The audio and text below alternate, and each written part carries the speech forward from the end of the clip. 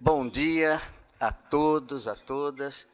Vamos dar início, então, ao segundo seminário que compõe, que é uma parte dessas atividades da Cátedra IEA, Fundação Social do Itaú.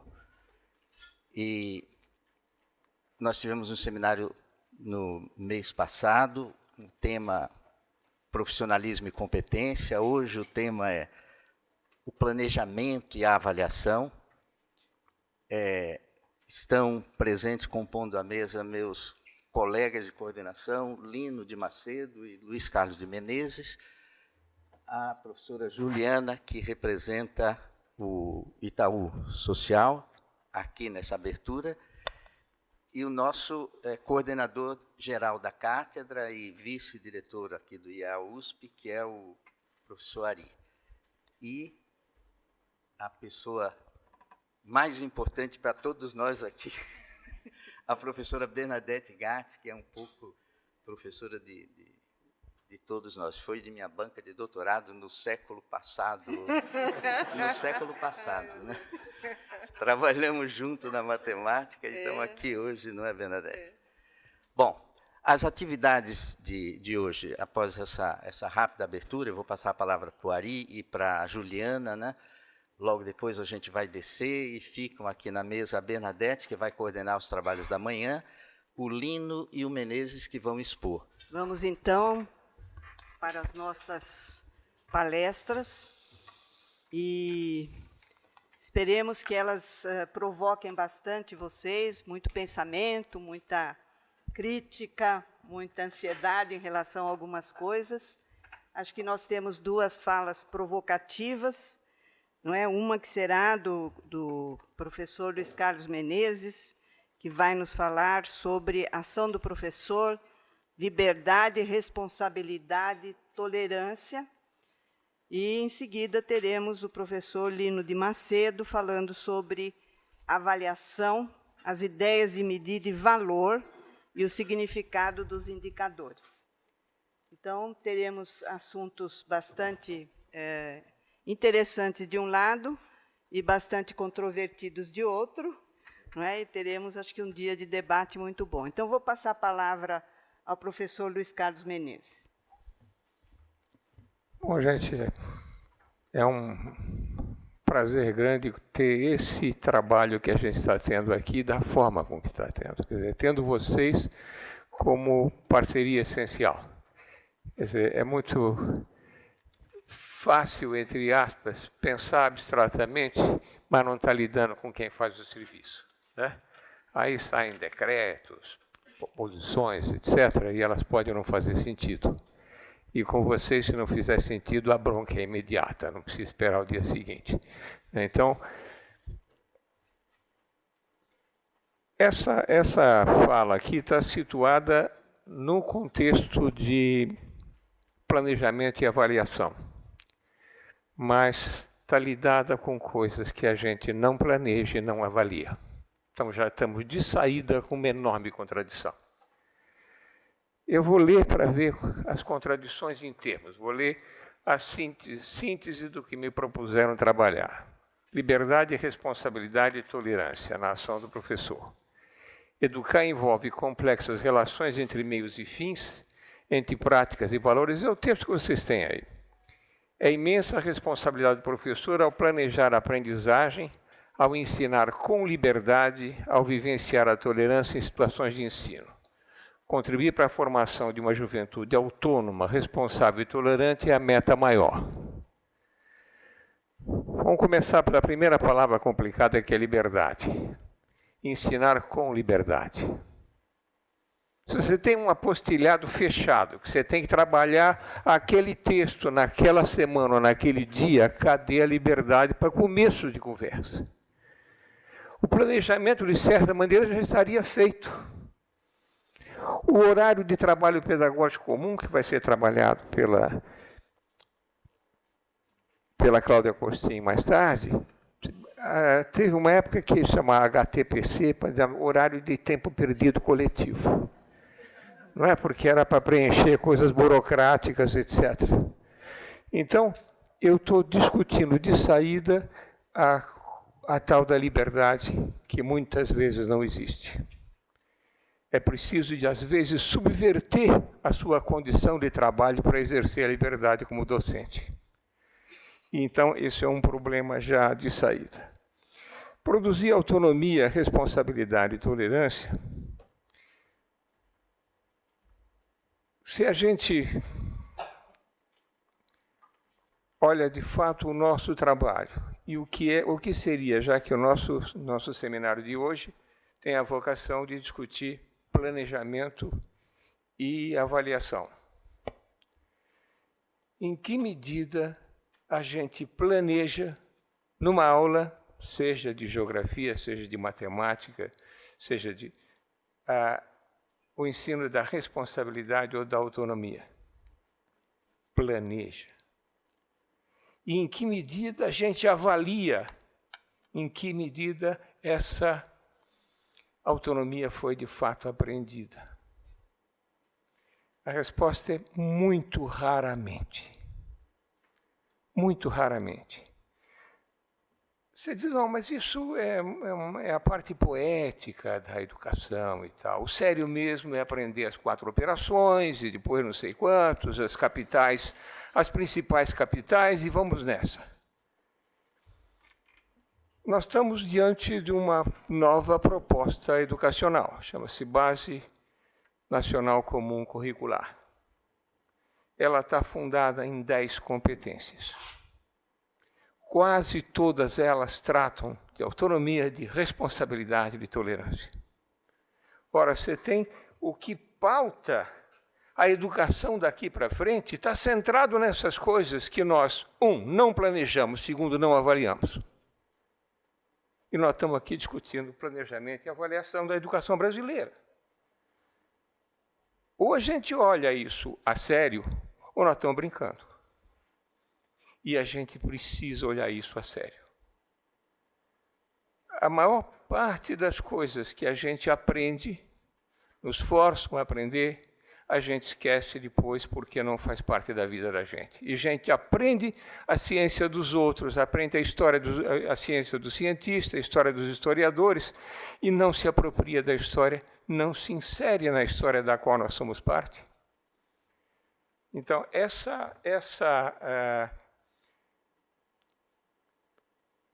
a formação da consciência de pertencimento à história, à natureza, né? Nós não moramos na biosfera, nós somos biosfera. Nós não ouvimos falar da história, nós somos protagonistas da história. E hoje a gente vive esse protagonismo no aprendizado escolar, ou você não desenvolve autonomia e responsabilidade. Mas cadê o planejamento para aprender essas coisas? Não existe aula de liberdade, aula de autonomia, aula de responsabilidade. Ela tem que ser aprendida nas aulas de matemática, de inglês, de geografia, do que seja, porque essas são as aulas que existem. Então, se você pega os 9 componentes curriculares com que a Base Nacional Comum dividiu o aprendizado no ensino fundamental. É nesses 9 componentes, e em cada um deles, que esses objetivos formativos, que estão explicitados nas 10 competências gerais da base, têm que ser desenvolvidos. E, portanto, a responsabilidade e a autonomia, a formação cidadã, tem que se dar em cada um desses componentes. E, portanto, tem que estar planejado. E tem que estar planejada a forma de avaliar essas coisas. Porque nós temos um grave vício, que é educar para avaliar e não avaliar para aprender. Quer dizer, é como se a gente cuidasse da saúde para passar no exame médico. Você faz o exame médico para cuidar da saúde, não é certo? Mas nós temos esse grave vício de que a educação é preparatória para passar no exame. Isso é uma grave alienação, é uma inversão, mas é nessa inversão que a nossa educação foi pautada, né? Então, ela tem alguns nomes importantes. Atualmente, o nome importante é Enem, né? Exame Nacional do Ensino Médio. Então, parece que a criança entra na escola desde cedinho para passar no Enem, para poder ter ou entrar numa universidade pública, ou ter uma bolsa do ProUni, ou o que valha.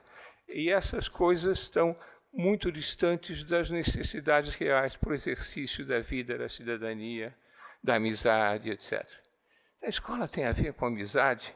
Ora, vários dos itens da base das competências da base nacional falam de empatia, de estabelecimento de trabalho em grupo, etc., que tem a ver com algo que a escola tem que fazer.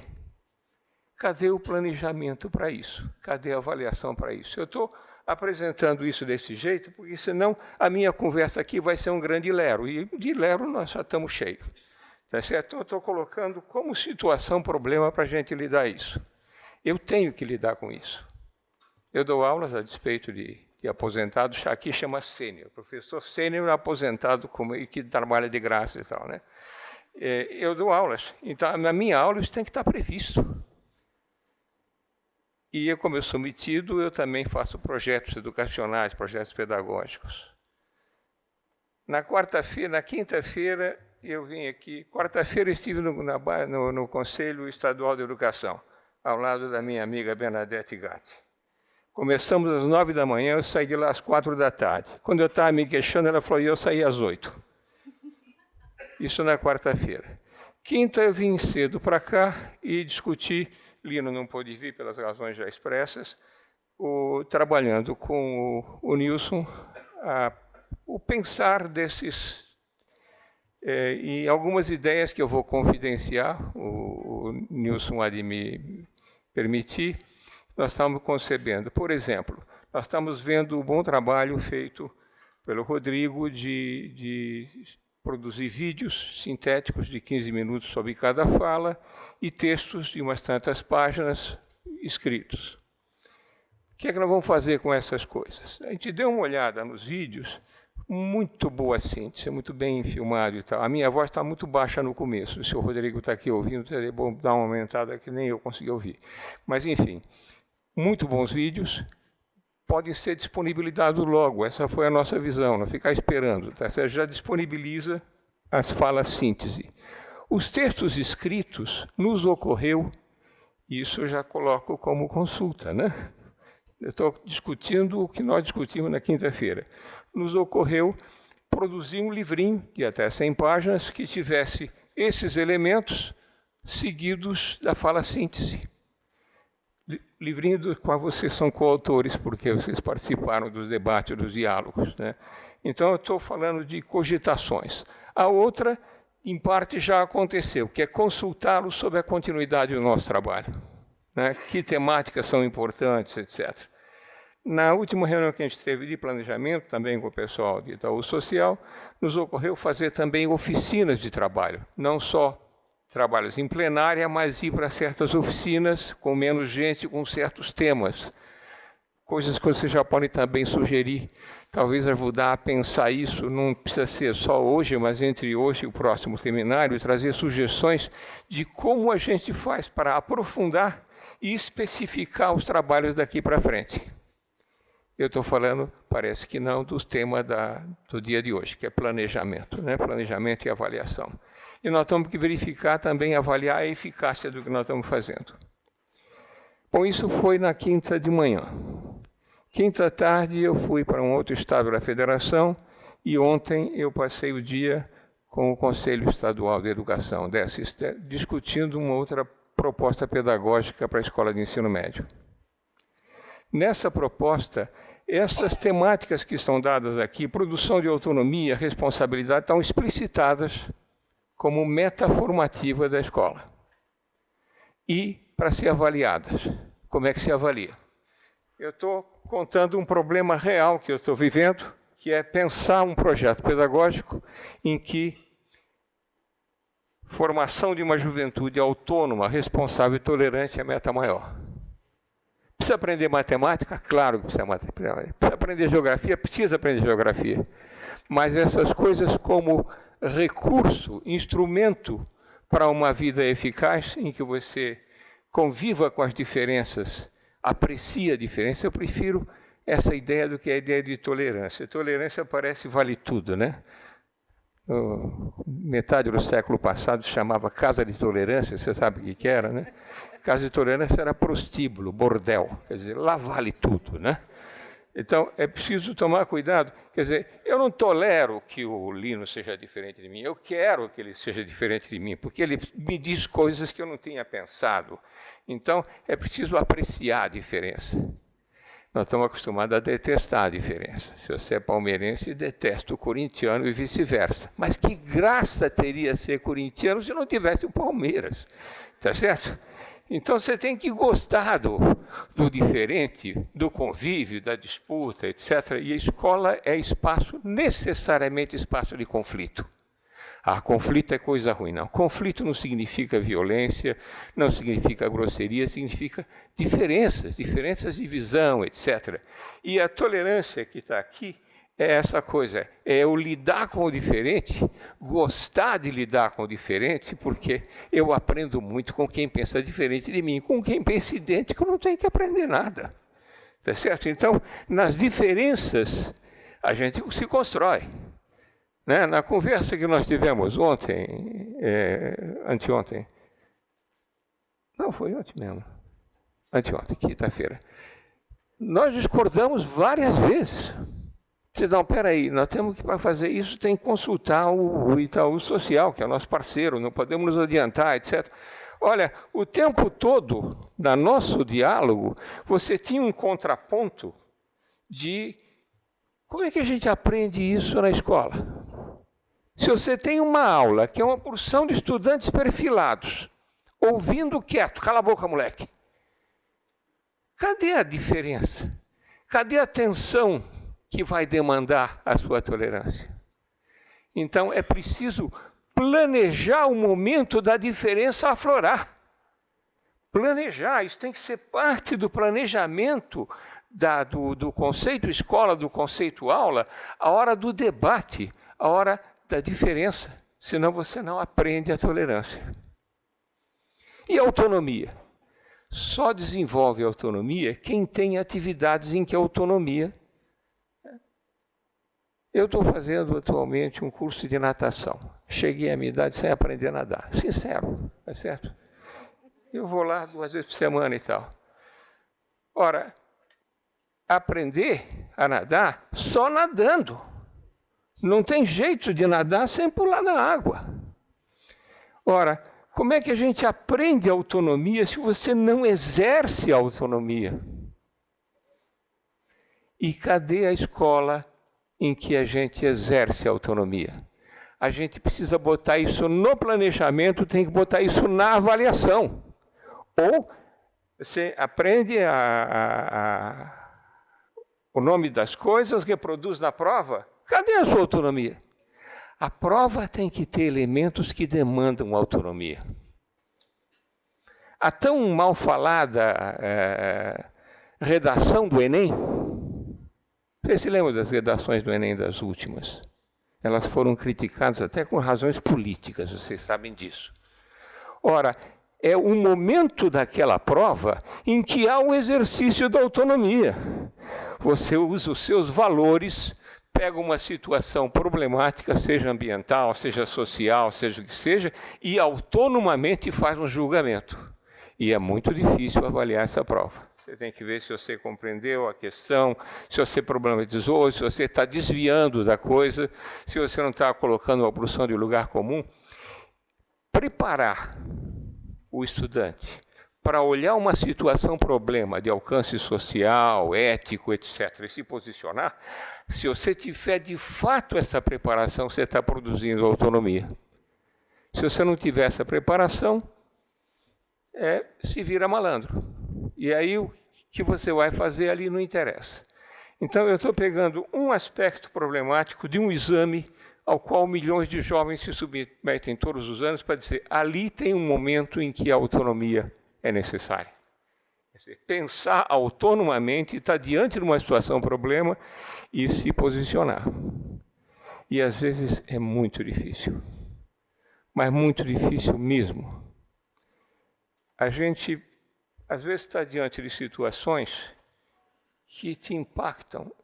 E eu perdi o sono ontem à noite, depois de ouvir o noticiário. Muito sinceramente, perdi o sono. Posso dizer por quê. Tem a ver, por exemplo, com um dos nossos termos aqui, que é responsabilidade.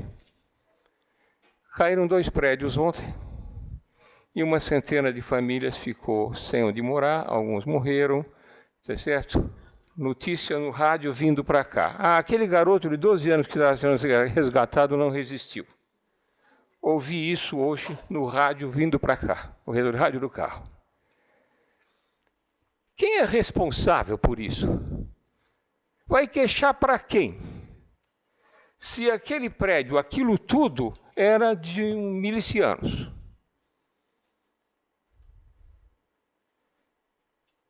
O miliciano define distribuição de gás, de internet, telefonia, energia, a propriedade dos espaços de moradia, está tudo ali. Quer dizer, é um poder, ele faz ali o judiciário, o legislativo e o executivo. Esse é o poder real do miliciano. E aquele conjunto de pessoas relativamente desesperadas vai queixar para quem? Mas cadê esse miliciano? Esse, em particular, parece que a gente sabe nome e sobrenome e está foragido. Porque ele foi denunciado, sei lá o quê.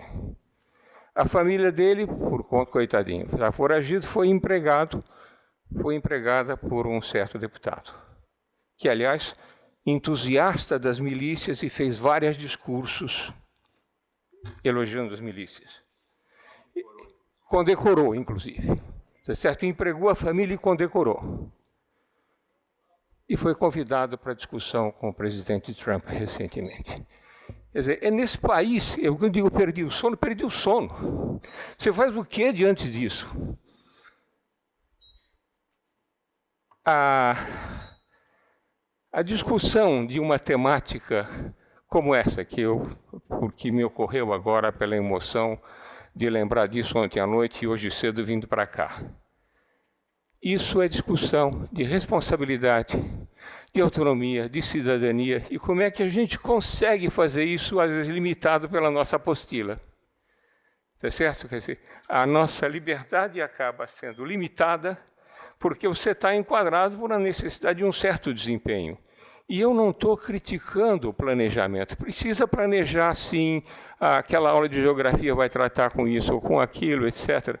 Mas nós estamos o tempo todo mobilizados por desastres mil.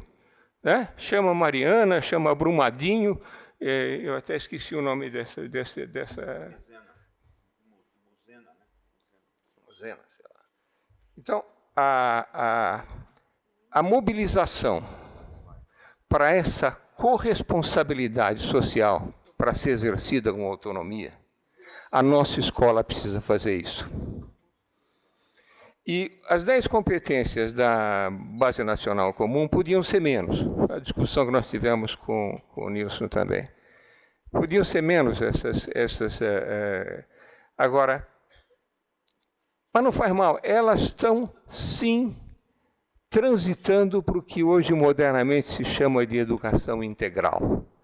Né? Significa educação entre os aspectos socioemocionais, etc., também estão presentes. Ora, se isso é necessário, eu tenho que planejar isso, tenho que avaliar isso. Como é que a gente avalia se um jovem desenvolveu autonomia? Como é que a gente avalia se ele é solidário, se ele sabe trabalhar em grupo, se nas minhas aulas não tem trabalho em grupo? Essa discussão do planejamento com liberdade.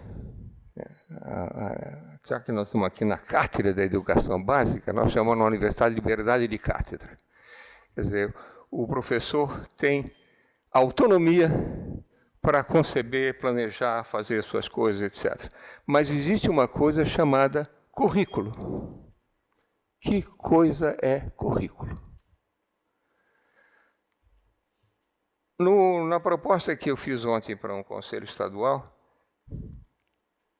eu começo a apresentação da proposta pedagógica com a ideia de que currículo não é lista do discurso de quem ensina. Essa ideia de currículo como índice de livro está equivocada. Currículo é percurso das atividades de quem aprende.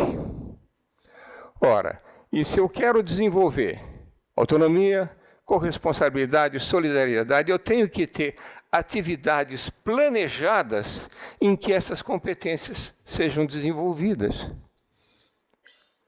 Não importa se a aula é de matemática ou de geografia, como eu falei, você tem que desenvolver essas coisas. Há certas vocações. Por exemplo, numa aula de geografia, você pode discutir certas coisas e ir fundo nas questões de natureza ética, prática, política, dentro da aula de geografia. Eu estou explorando minha conversa com o Nilson, aqui eu aprendi muita coisa com ele, eu vou contar uma coisa que eu aprendi com ele anteontem. Nós estávamos discutindo ensinar em contexto. Eu costumo falar, para mostrar o que é aprender em contexto, é dizer, em vez de você aprender simplesmente o IDH, o Índice de Desenvolvimento, como uma fórmula, desafie os jovens para, em grupos, olharem o seu bairro e ver como é que você atribuiria o IDH do seu bairro. Na hora que você fizer isso, você primeiro está exercendo um certo protagonismo, observando elementos da vida, saneamento básico, etc. E a partir disso, tendo elementos para construir o IDH do seu bairro. Depois que você tiver feito isso, o IDH não é mais uma fórmula fria para repetir na prova. Passa a ser um instrumento de responsabilidade social, pública, etc. Com o do outro. Agora, o que é que eu aprendi com o Nilson há 2 dias? Recentemente, houve há poucos anos, uma mudança na metodologia do IDH. Não é mais média aritmética, é média geométrica. Você tem diferentes componentes. O que é uma média geométrica? Você tem 3 componentes, multiplica um pelo outro e tira a raiz cúbica. Essa é a média geométrica. Por que é bom que o IDH seja média geométrica? Essa é uma pergunta. Você diz, não, sei lá, mudou a metodologia, média aritmética, é tudo média. Não. Se você tem um dos componentes com nota 0, zera o todo, porque 0 vezes 10 vezes 10 é 0, e a média geométrica dá 0. Se eu tenho 0 mais 10 mais 10, dá 20 dividido por 3. Ou seja, você está punindo duramente se um dos componentes do Índice de Desenvolvimento Humano não estiver usando a média geométrica. Ora, matemática pode ser um importante instrumento de ética numa aula de geografia. Se nós tivermos planejado isso. Se nós não tivermos planejado isso, IDH é mais uma fórmula. E se a média é aritmética ou geométrica, eu não estou nem aí. Então, eu estou trazendo elementos da minha vida nos últimos 2 dias para dizer, é sim possível, a partir do contexto vivido, planejar aulas e avaliações em que elementos de natureza política, de natureza ética, sejam presentes usando matemática numa aula de geografia. E eu não passei 3 meses pensando isso, eu estou trazendo aprendizados meus dos últimos 2 dias.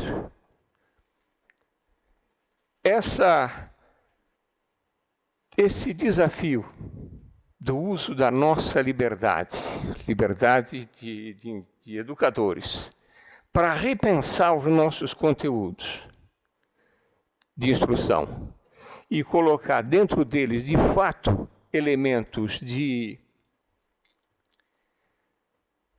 em que responsabilidade, solidariedade, cidadania se explicitem, ou a gente faz isso, ou isso fica letra morta. Aliás, boa parte dos projetos políticos pedagógicos das escolas são documento de gaveta, porque eles não são debatidos nem no começo do ano, nem no final do ano. Você não avalia se cumpriu aquilo ou não. Vou pegar de novo a frase inicial do texto que seria o sumário dessa fala. Educar envolve complexas relações entre meios e fins, entre práticas e valores. É disso que se trata. Se um fim, se uma finalidade, como está contado aqui, é formar uma juventude autônoma e responsável, essa finalidade precisa de meios. E educar, o projeto, o planejamento, é a articulação entre meios e fins. Então, eu tenho que pensar, na minha aula, que pode ser de inglês, como é que eu introduzo na minha aula de inglês elementos em que o exercício da tolerância, da responsabilidade pode estar presente. Na aula de inglês não dá. Será que não dá? Está me ocorrendo agora, eu sempre estou pensando alto o tempo todo, uma musiquinha que diz Ebony and Ivory are together in my piano keyboard. Why don't we? Ébano e Ivory, marfim. Ébano e marfim estão juntos no meu teclado. Por que não nós? Olha, é inglês e é ensino da tolerância, do convívio da diferença. Então, dá sim para pensar ética numa aula de inglês, se eu tiver planejado isso. Se eu não tiver planejado isso, the book is on the table. Então, inglês. Filosofia, então, é um prato cheio se a gente convidar a filosofar. Física. Física tem coisa beça que corresponde a aspectos éticos, estéticos, etc. E eu estou escrevendo sobre isso atualmente. Acho que eu estou falando tão de perto porque na gravação do primeiro a minha voz não aparecia, eu fiquei constrangido, então agora eu estou forçando a mão. Gente, eu estou trazendo problemas para os quais eu não tenho soluções fechadas. Talvez não haja soluções fechadas, não é? Então, a gente olhar esse quadro de competências gerais que se pretende que a nossa educação desenvolva, e quase todos eles têm elemento de corresponsabilidade, solidariedade, etc. Trabalhar essas coisas em cada componente curricular é responsabilidade nossa. Hoje, a gente tem um conjunto de materiais fechados, relativamente fechados, que podem ter, no sentido de hipertexto, saídas para o pensar ético, para o pensar social, político, etc. Mas é preciso que nós planejemos. Mais difícil do que planejar isso é avaliar isso. A ideia de avaliação, e o Lino vai nos falar sobre avaliação logo em seguida, e ele manja disso, a ideia de avaliação é muito mais complicada, difícil, complexa, do que cobrar a devolução do que nós ensinamos. Essa ideia de avaliação como devolução, essa ideia ela sempre foi equivocada, por isso eu não vou chamar de anacrônica. Ela sempre foi anacrônica, por assim dizer. Tá certo? Avaliar não é cobrar de volta o que você contou. É verificar o desenvolvimento desse jovem ou dessa criança. Quando a gente pensa numa avaliação, eu sempre uso como modelo para as minhas aulas, mesmo na pós-graduação, a educação infantil, acho que eu já falei isso para vocês. O que é a avaliação de uma criança? Você se preocupa se ela está menos comunicativa, se ela está triste, tá certo? Será que alguém vai preocupar se o aluno de pós-graduação está triste e pouco comunicativo? Não, porque lá é um adestramento mais específico. Não devia ser assim. Você está sempre diante de seres humanos na sua complexidade, e se ele tiver um espaço no seu curso de interação, de participação, de trabalho coletivo, de convívio com a diferença, ele está aprendendo essas coisas. E dá para avaliar essas coisas. Só que você não avalia essas coisas só numa prova escrita, como a redação do Enem. Você avalia isso em contexto. E avalia com a participação dos colegas em cujo grupo ele trabalhou e produziu algo, da turma que está verificando o que ele produziu para o aprendizado dos demais. Em cada circunstância tem uma maneira de avaliar isso. Eu formo professores, eu dou aula formando professores. Não estou formando alunos, estou formando professores. Então, os professores que eu estou formando têm que dar aula nas minhas aulas. Então, eu dou as primeiras aulas para ver o que eu chamo de uma aula interativa, participativa, e depois meus alunos dão aulas. São grupos que preparam as aulas, etc. Em quase todos os meus cursos, tem também elementos para avaliação. Tem que dar nota, né? Nota, o conceito, etc. Geralmente, eu deixo que 8 seja o máximo da nota estabelecida dessa forma. 10 é por aclamação, quer dizer, são aqueles alunos que mais contribuíram para o aprendizado de todos. Eu estou trabalhando, formando professores, e eu quero que eles sejam avaliados pelos seus colegas em como eles são professores. Não importa que eu estou trabalhando cosmologia moderna ou o que seja. Né? Já até enxergaram o buraco negro agora e tal, né? Então já cosmologia está na moda. Agora vai, né? Gente, eu tenho certeza que eu falei demais, que eu me repeti, etc., e que eu trouxe uma porção de questões abertas para as quais eu não tenho solução. Estou tentativamente me aproximando de encarar esses problemas. Agora, começar uma conversa, uma palestra sobre planejamento e avaliação, com uma temática de liberdade, responsabilidade e tolerância, é barra, né? Eu fiz o meu possível aqui. Muito obrigado.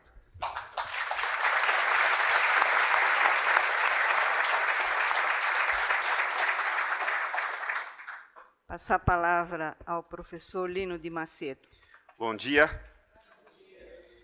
Então, muito obrigado pela presença de vocês. É uma alegria, puxa vida, ver pessoas tantas, e eu estou reconhecendo muitas delas que estiveram no primeiro seminário, e isso é um conforto saber que vocês tiveram interesse em continuar aqui conosco, e maravilha. Eu vou começar pelo que o Menezes terminou. Vocês sabem que a criança pequena, na perspectiva dela, se escuta bem? Tá bom? A criança pequena, na perspectiva dela, não planeja. Eu estou falando criança pequena nos primeiros 6 anos de vida. Ela vive o presente. Né? Então, para ela planejar, tem duas referências. A primeira é o que as pessoas que cuidam de mim, que garantem a minha sobrevivência, fazem comigo. Como é que elas organizam o espaço, o tempo, não é? Como é que elas, o que elas fazem comigo, não é? O dormir, o acordar, o comer, enfim, ela vive, ela aprende no presente essa organização no espaço, no tempo, a regularidade maior ou menor daquilo que os adultos, né, que cuidam delas, que se responsabilizam por elas, fazem. Isso, sobretudo, nos primeiros 2 anos de vida. E depois, Menezes, olha que coisa linda, né? Sabe o que é planejar para uma criança pequena? É sonhar, é imaginar, é fazer de conta, né? Imagine uma criança aí nos seus 2, 3 anos de vida, imaginando através de brincadeiras, por exemplo, aquilo que poderia ter sido, mas não é, né? Fingindo situações, né? Imaginando mundos que muitas vezes discrepam, não correspondem ao mundo presente delas, né?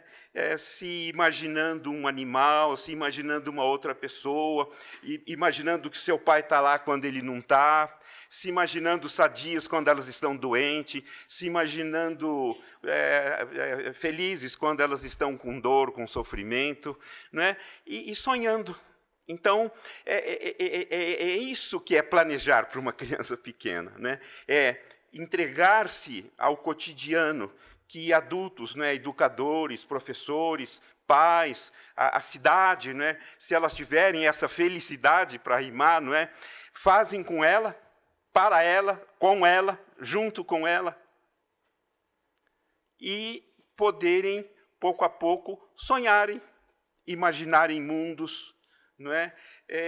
Sonharem um futuro ou um outro presente que não aquele que elas estão vivendo, né? Isso que é planejar, né? E o que é avaliar, né? Avaliar para uma criança pequena e para todos nós, como reminiscência, você sabe o que é avaliar para uma criança pequena?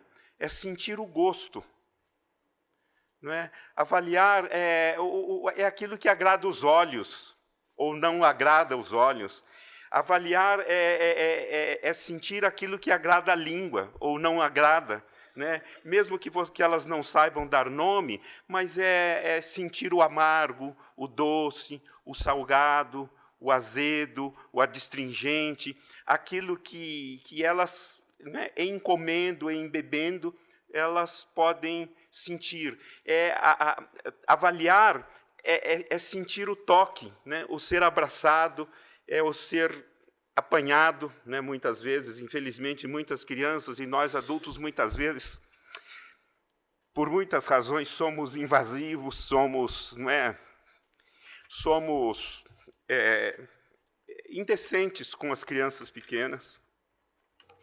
E elas sofrem. Não é? Então, a dor, por outro lado, a alegria, não é? O cheiro gostoso, o cheiro ruim, não é? Aquilo que agrada aos ouvidos. Veja, então, avaliar é sentir o gosto, é sentir com gosto. Não é? Por isso que, às vezes, é difícil você convencer uma criança, sobretudo numa casa em que não se cultiva isso que eu vou falar, que alface é melhor do que chocolate. Né? As crianças têm um gosto pelo doce, né? O doce, o leite da mamãe é doce. Né? A mamãe é doce, portanto, é gostosa. E esses outros gostos que são tão importantes para a nossa saúde, eles são aprendidos na convivência. Então, ela tem preferências. Né? E nós, a vida toda, muitas vezes, ficamos com isso. Né? Por isso que o gosto, né, nesses diferentes sentidos, precisaria voltar para a escola. Né? O Menezes fez uma fala muito linda, no fundo, falando sobre isso. Né? E planejar e avaliar, portanto, tem como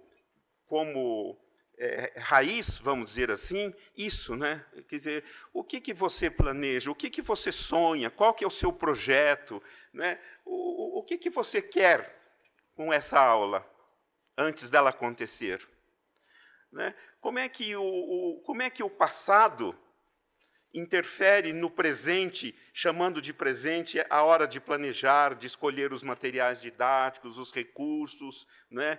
a hora que você ainda não está na aula. Né? O que significa, então, você se deixar influenciar por um passado, né? Num presente que, por exemplo, é o da planejamento da aula?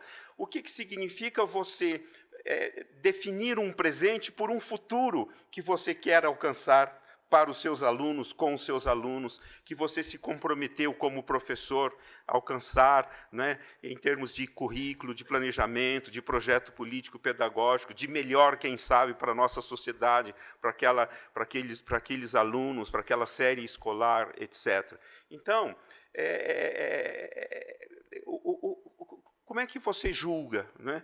Então, são essas coisas que nós vamos conversar aí e eu fico muito feliz. Eu vou passar o... Eu fiz um... Então, uma primeira fase aí da nossa conversa é sobre pensar, avaliar no seu sentido pleno mesmo, que é atribuir valor, né? O que significa avaliar no sentido de valor, atribuir valor, conferir um valor, estimar um valor, né? É claro, o nosso contexto aqui é o da avaliação escolar, né? A gente pensar um pouco o que significa avaliação escolar. O Menezes já falou bastante e bem, e eu vou retomar, quem sabe, isso comentando algumas coisas que eu espero sejam complementares ao que ele disse, né? E um outro ponto que eu gostaria de refletir com os colegas é sobre o lugar da avaliação hoje, no mundo atual, né? Sobretudo em políticas públicas e na economia, né? Mesmo que a gente esteja falando de avaliação escolar, as influências desses dois outros aspectos, né? Ou seja, da política pública e da economia, são muito fortes no âmbito da educação, e a gente tem que levar isso em conta de algum modo. E, por fim, eu tenho aí algumas sugestões bibliográficas para fazer para os colegas, né? Bom, olha que beleza, né, gente? Olha que beleza. Avaliar é atribuir valor. Aí vem a pergunta, e o que é valor? O que é valor? Se a gente olhar na etimologia, valor significa, em latim, riqueza. Né? Os espanhóis, eles usam em termo a palavra rico para gosto, né? Muy rico, né? É uma coisa muito gostosa, muito rica. Né? E valor tem a ver com valere, né? que quer dizer ter um corpo forte, né? Tem saúde boa.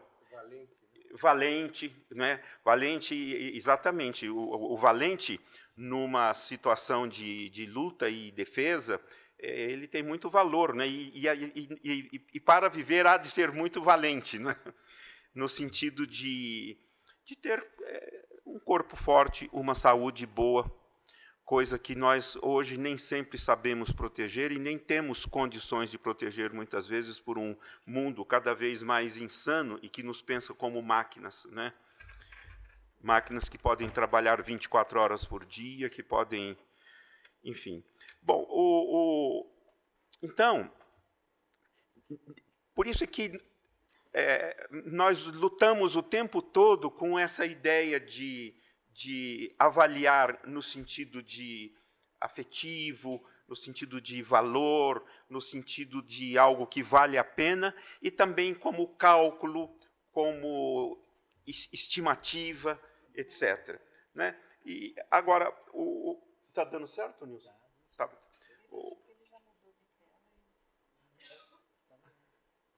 Eu esqueci. Ela tem razão, a Bernadette tem razão, vocês me perdoem. Eu mudei de tela aqui no meu, mas não mudei para vocês. Vocês veem como é que são as coisas? O que é um professor autocentrado? Que mal que ele faz para os seus ouvintes? Eu estou lendo para mim, mas eu precisaria ler na perspectiva de vocês. Obrigado, mas você vai me lembrando aí que eu costumo falar em pé, mas eu vou imitar o Menezes aqui e falar sentado. Então, gente, desculpa, eu me esqueci e fiquei... Vocês estavam no sumário e eu já estava na outra... aliás, isso tem a ver com o nosso assunto, né, que é assim, né, o valor, até como eu já disse, na perspectiva da criança, se insere no espaço e no tempo. Né? Então, como como atribuir valor naquilo que é diacrônico, né? Naquilo que tem a ver com o tempo, naquilo que tem a ver com o antes, naquilo que tem a ver com o durante, aquilo que tem a ver com o depois, naquilo que se insere na história, né? A aula que... Vejam vocês, a nossa pretensão é que esse segundo seminário tenha a ver com o primeiro, tenha a ver com o terceiro. A nossa intenção é que esse primeiro semestre, né, de planejamento da cátedra tenha a ver com os semestres seguintes. Isso é planejar e avaliar numa perspectiva diacrônica, né? É claro, como o Menezes disse bem, né, avaliar, planejar não significa controlar, não significa impor. A vida nos traz novidades. A gente planeja uma coisa e acontece outra, não é? Eu sonhei estar o dia inteiro com vocês aqui hoje, mas eu só vou poder ficar na parte da manhã e sabe-se lá em que condições, não é? Mas, enfim. Então, isso não significa, então, que a vida seja um puro fortuito, um puro...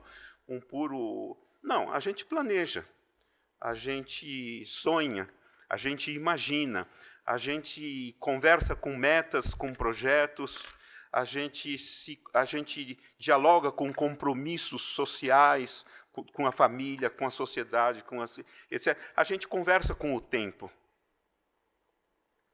conversa com o passado, escuta o passado, compreende o passado, perdoa o passado, convive com o passado, né? Ressignifica o passado e conversa com o futuro, né?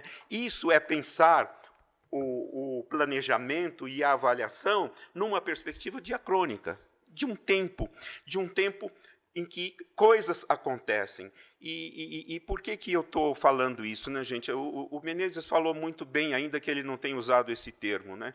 Nós estamos, infelizmente, muito submetidos à ideia de avaliação como produto, né? Como você é aquilo que você responde na prova. O quanto você responde na prova, o quanto você faz numa prova. E a prova é um momento muito fugaz, muito passageiro, controlado por variáveis sobre as quais a gente não tem controle, muitas vezes, vocês sabem disso, não é? E é esse instante que define, muitas vezes, o nosso destino, né? O destino dos nossos alunos. E é assim. E como não se deixar ser assim? Né? Como pensar, né, avaliar e planejar em algo que se distribui no tempo, porque vocês sabem, e por que tempo, né, gente? Porque o tempo, as ações moram no tempo, os acontecimentos moram no tempo, né? Esse acontecimento, nós estamos aqui conversando, falando para vocês, isso está no tempo. É permitido pelo tempo, né? Então, como ver a avaliação e o planejamento como situações históricas, temporais, né? que fluem num passado que foi presente e que foi futuro, num presente que será passado e que foi futuro, e num futuro que será presente e que será passado, e que poderá continuar sendo uma referência para nós, né? E um outro desafio muito grande, né, que hoje, infelizmente, é lido como multitarefa, é a perspectiva sincrônica, né? O Menezes falou de desenvolvimento integral, nós somos integrais, integrados, né? Nós somos muitos ao mesmo tempo. Nós somos parte e todo ao mesmo tempo. Então, como planejar e avaliar numa perspectiva sincrônica, em que muitos aspectos, muitos elementos, muitas dimensões, muitas perspectivas que às vezes conflitam uma com a outra, perspectivas que, às vezes, simultaneamente você não pode considerar, você tem que priorizar uma e depois a outra, mas como pensar, né, a avaliação e o planejamento numa perspectiva sincrônica, entendendo por sincrônico aquilo que coordena, né, porque os objetos vivem no espaço. Se as ações moram no tempo, os objetos vivem no espaço, e eles dançam no espaço, eles mudam de posição, eles se deslocam, né? Eles têm ritmos diferentes, né? Nós estamos aqui, mas cada um de nós teria 1000 outras coisas a pensar.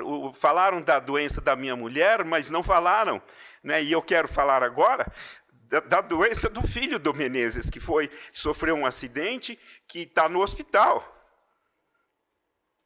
E ele está aqui falando conosco. Quantas coisas vocês teriam para nos dizer? Boas, obviamente, felizes, agradáveis, não é? Quem sabe aquele churrasco, aquela picanha, aquela cerveja ou aquela feijoada do meio-dia que muitos não poderão ter por estarem aqui, e outras coisas que são da vida, não é mesmo? Então, como planejar numa perspectiva sincrônica, numa perspectiva que vê o projeto político-pedagógico, que vê o instante desgraçado, infelizmente, que nós vivemos em termos de país e de educação, etc., que vê a criança no seu presente, no seu futuro, no contexto da sua família, da sua cidade, do lugar onde ela mora. Vocês me entendem, gente? Quer dizer, esse olhar que aceita ver perspectivas que muitas vezes são de diferentes naturezas. Não? Faz favor, ministro. A gente é amigo, então, dá palpite na conversa do outro, né? Eu gostei dessa história do sincrônico, do diacrônico. Eu queria traduzir isso para uma maneira um pouco mais concreta. Às vezes, avaliar não é ver o que o sujeito fez naquele instante, que é o sincrônico, mas ver quanto ele progrediu. Ou seja, olhar a avaliação, pega um IDEB. O IDEB é um índice que avalia se aquela escola está assim ou está assado, etc. Mas, às vezes, você não vê em que circunstância, qual é a condição de entrada. E uma escola que pode apresentar um IDEB menor, se você olhar como é que foi a condição de entrada, o contexto de trabalho, etc., o progresso, o diacrônico dessa escola pode ser muito melhor que uma de IDEB alto, que já pegou todo mundo sabendo tudo. Então, o avaliar diacrônico é muito importante, quer dizer, avaliar o progresso e não só a condição dada no instante. Perfeito, maravilha, é isso mesmo.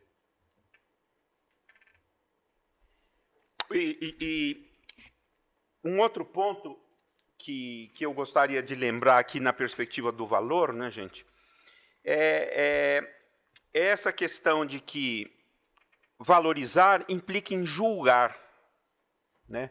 O Nilson tem belos textos sobre a problemática da avaliação educacional, né? E um deles, eu vou falar um pouquinho sobre isso daqui a pouco, é a ideia do professor como juiz, né? Um juiz sereno, um juiz que tem referências, um juiz que observa, que pondera, um juiz que calcula, um juiz que sente, um juiz que decide pelo melhor, não é? E eu estou falando isso porque nós estamos muito, tanto na perspectiva do planejamento quanto da avaliação, nós estamos muito reféns da ideia quantitativa, né, numérica, que compara, né, isso que o Menezes falou, uma escola que de 6 foi para 7, comparem, e uma escola que foi de 2 para 5 ou para 6. Se eu olho os números, a 7 é melhor do que 5 no IDEB. Mas 5, quando se era 2, é melhor do que 7 quando se era 6. Então, isso que é olhar sincrônico e diacrônico ao mesmo tempo, né? Isso é você comparar qualidades, né? É você não ficar apenas em números, né, é você observar indicadores, né? E uma coisa, e esse é um outro aspecto enfim, que é um dado de realidade, né, gente, que eu queria falar, né? O avaliar como julgar implica sempre você conviver com as contradições que o Menezes mostrou muito bem, né? Entre aquilo que é e aquilo que poderia ou deveria ser, né? Entre um presente e uma referência. Uma referência que nós podemos definir e estabelecer, né? Ou uma referência que nos é dada, né? Então, isso vale tanto para o aspecto qualitativo quanto quantitativo, né? Ou seja, porque senão, como é que eu julgo? Como é que eu avalio se eu não tenho referências?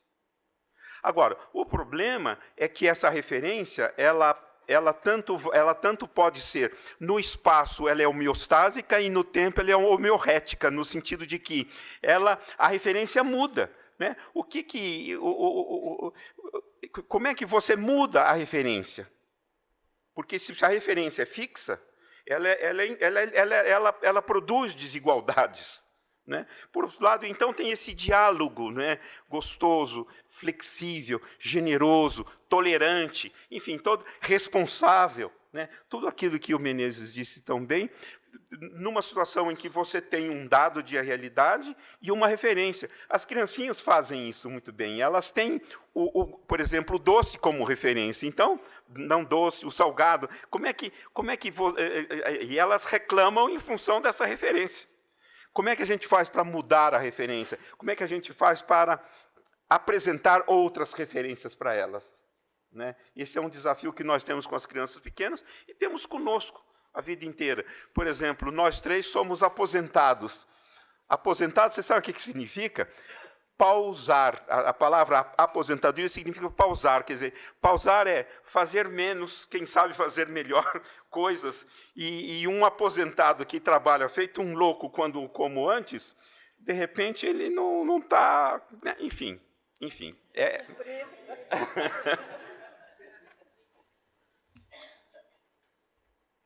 Bom, vocês vão ter esse material. Eu olhei, eu não vou ler, eu vou só falar um segundinho.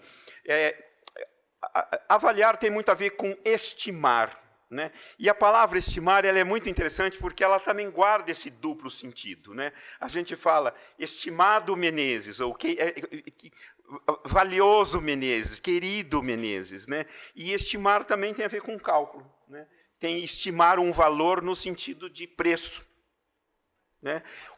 Estimativa. Vejam vocês, para voltar ao infeliz caso que o Menezes lembrou, né? Qual que é o truque dos milicianos, pelo que eu aprendi ontem, escutando a televisão, né?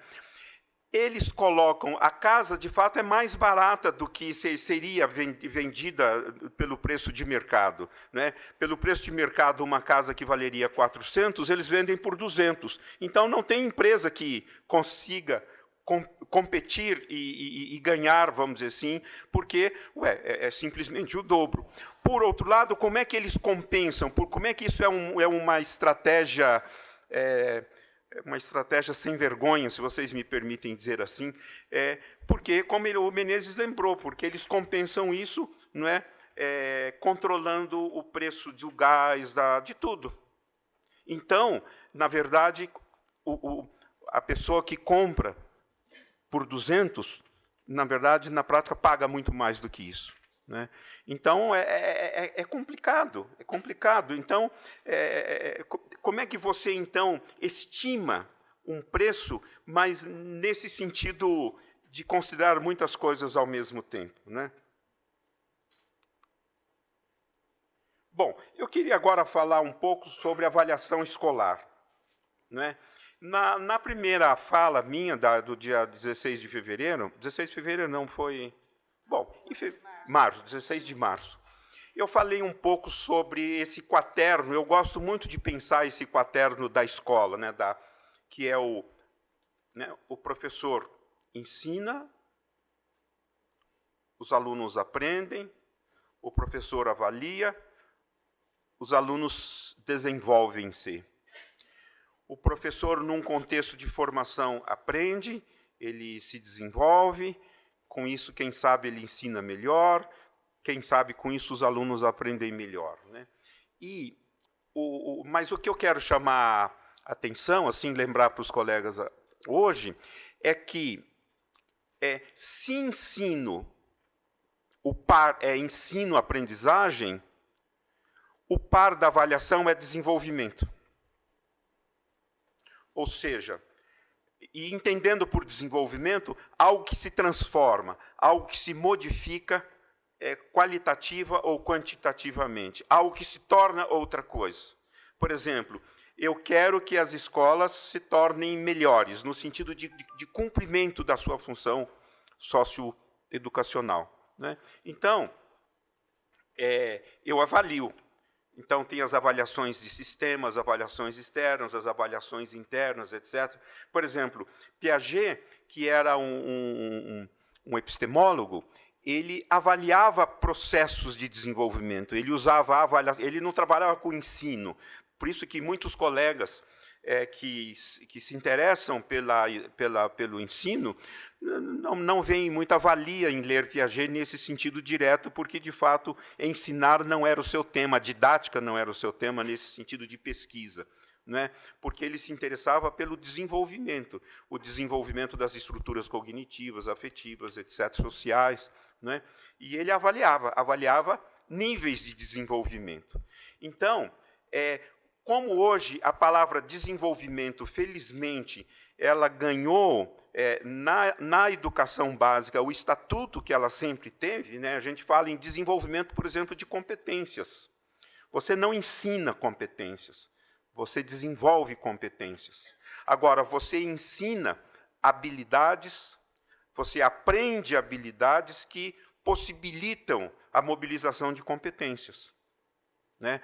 O Menezes falou bastante, deu muitos exemplos de que você não ensina autonomia nesse sentido direto, mas você propõe atividades, você analisa as circunstâncias, você qualifica situações que possibilitam, não é, uma experiência, uma reflexão e um desenvolvimento da autonomia, por exemplo, né? Então, avaliar significa atribuir valor àquilo que pôde se desenvolver graças ao nosso trabalho em sala de aula. É muito interessante isso, e eu diria que nós temos muita dificuldade de avaliação, sobretudo da autoavaliação. Eu, infelizmente, sou uma dessas pessoas. E nós vivemos, no mundo de hoje, autoavaliar-se, né? Poder se observar com generosidade, com tolerância, com liberdade, com rigor, com pretensões de aprimoramento, com questões de o que posso fazer melhor, o que eu posso fazer diferente, com o que eu tenho que conviver, o que eu tenho que perdoar, né? O que eu tenho que compreender de diferente, o que eu tenho que suportar, né? O mundo de hoje é um mundo muito de autoavaliação, de autocuidado, de self-government, como se diz, de autogestão, né? E nós adultos, seja como profissionais, e seja como pessoas, cidadãos, né, temos muita dificuldade de nos autoavaliarmos, temos muita dificuldade de sermos avaliados. E talvez até por boas razões, porque, infelizmente, se faz um mau uso, se faz um uso perverso, um instrumento de controle, né? Muitas vezes a avaliação é uma forma de você desqualificar o outro, de você impor destinos, infelizmente, desiguais ao outro, de você se sentir arrogantemente superior ao outro, ou de você dizer com arrogância de que não importa a que preço você conseguiu tal meta. Por isso que nós temos que ter muita sensibilidade aos indicadores, né? Observar indicadores de sucesso, de fracasso, indicadores, coisas que predicam, que qualificam que algo está se movendo, que algo está acontecendo. Né? O valor é uma régua que você pode olhar para a esquerda e para a direita ao mesmo tempo. Né? Os valores não são só positivos, os valores também são negativos. Né? Se era bom que eu falasse bem nos meus 40 minutos, não é bom, mesmo que eu continue falando bem, que eu entre no tempo do outro. Então, o que antes era positivo, agora se tornou negativo. Mesmo que eu esteja fazendo bem. Veja, é complicado isso. É muito difícil da gente conviver com isso, suportar. Eu estou falando isso porque a Bernadette... Mas tá indo bem. O que eu gostaria de falar para vocês, eu já falei. Boa parte, pelo menos. Né? Então, por exemplo, como a gente pensa a sistemática da avaliação nas múltiplas possibilidades e necessidades do seu acontecer, não é mesmo? Na perspectiva dos professores, como que nós, professores, aprendemos e inclusive, influenciamos formas de sermos avaliados? Para a gente, quem sabe, melhorar, quem sabe conviver com características nossas, quem sabe a gente poder falar sobre realidades sobre as quais a gente não temos controle e que afetam o nosso trabalho, etc., etc. Avaliação de materiais didáticos, de recursos didáticos, avaliação do projeto, enfim, avaliações no seu sentido amplo. A gente é muito focado em certas formas de avaliação, muito, né, e isso não é bom, né? Como é que... Bom, enfim. Eu iria falar sobre a questão da avaliação na perspectiva das competências e habilidades propostas pela base, mas eu acho que o Menezes falou muito melhor do que eu saberia dizer, então não é o caso. Mas eu acho interessante a gente pensar, né, gente, quais competências, quais habilidades, das competências e habilidades propostas pela base, quais eu farei minhas, ou eu farei nossas? Né? Quais são os indicadores, né, que poderão evidenciar ou me ajudar, né, a dizer se eu estou indo numa perspectiva boa ou ruim? Né? Como professor, né, de forma humilde, de forma generosa, de forma responsável, de forma tolerante, de forma autônoma, estou repetindo os termos do Menezes, né? O professor pode se colocar, né, sem medo, sem arrogância, como juiz, porque o professor, né, gente, na sala de aula é a referência dos alunos. O professor na sala de aula é a referência dos alunos. O gesto, o tom de voz, a forma como... Vocês são a alma dos alunos, gente. Não são os livros.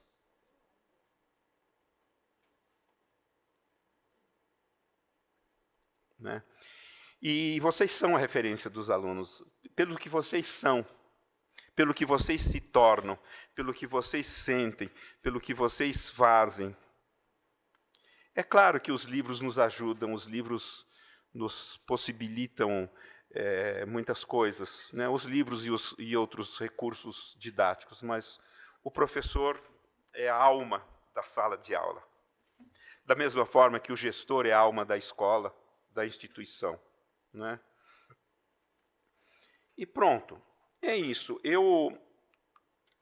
O Nilson não gosta, mas isso é problema dele. Ele não vai gostar do que eu vou dizer. Mas eu li 2 textos do Nilson para poder me planejar essa conversa com vocês, que eu sugiro que vocês leiam, porque vale a pena, sabe? Um texto se chama Avaliação das Técnicas aos Valores, e o outro se chama Avaliação Educacional, 7 Desafios e 7 Motos.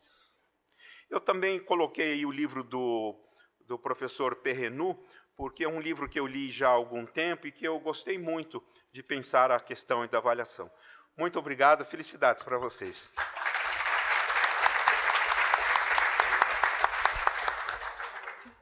Bem, acho que os dois palestrantes de hoje colocam a avaliação e o planejamento num outro patamar em relação àquilo que nós estamos acostumados a ver, né?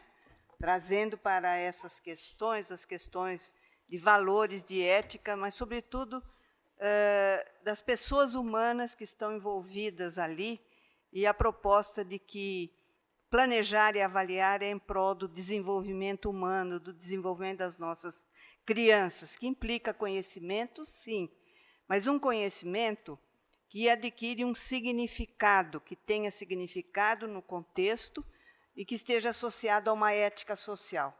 Qualquer conhecimento pode ser tratado dessa maneira, e a lembrança de que a Base Nacional Curricular Comum traz essa associação e, com isso, ela coloca bastante dificuldade à nossa compreensão comum, né?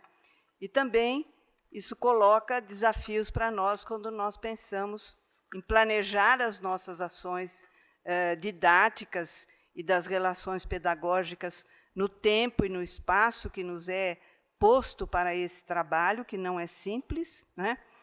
E as questões da avaliação a ele associada. Que acompanhamento nós podemos ter de modo a alavancar, tá certo, o desenvolvimento dos nossos alunos, das crianças e dos jovens. A ideia de avaliação tem que estar associada a alavancar esse desenvolvimento, não a punir, não a diminuir, não a discriminar, não é?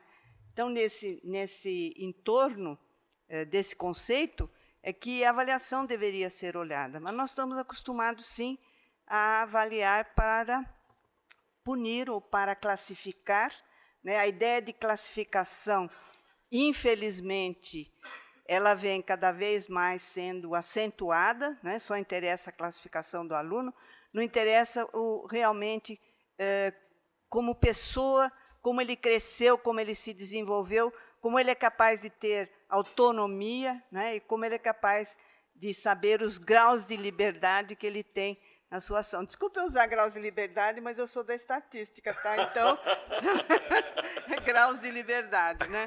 Então, nós não temos liberdade total, mas temos graus de liberdade, né?